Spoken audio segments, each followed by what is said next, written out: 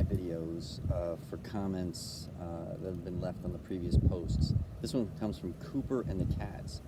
How do CEOs you're surveying deal with situations like when their company is not paying workers enough to live or overworking their employees? How do they handle employee benefits to make the world a better place? So I think again we're back into the political sphere. This from the other side of the argument, saying like are CEOs bad people, that type of thing. Where I'm actually in Tucson right now. This is a big military complex with planes everywhere. It's like a boneyard for military planes.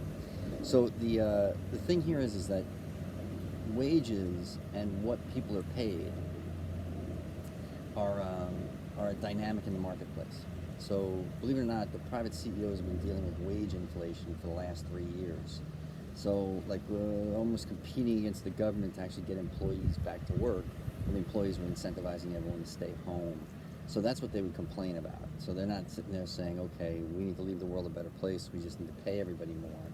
No, because what happens is that what they have to do is recognize that without margin there is no mission. So what you have to do is kind of lift up from the perspective that you have now, go to the big picture and say what's in the best interest of the overall organization.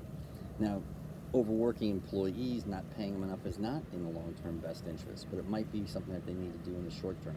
That's not me justifying what publicly traded companies do or what have you. We're just in flux right now as an economy, but it's not because of the CEO's fault. It's because we're printing money like it's going out of style and we're giving it to multiple people to fight proxy wars in other areas of the country. See, if you printed that money and invested in, let's say, infrastructure or corporations buying stock back, that would be back into our own country, and therefore it wouldn't be as inflationary as it is now. What happens is when you print the dollars and give them to other countries to fight proxy wars, that is inflationary. Along with closing the ports and disincentivizing people to go back to work, you're affecting the supply chain. So the argument here is that we're living in an inflationary time period, which is affecting real wages or spending for younger people. So there's another question too that I'm going to answer in the next video around that.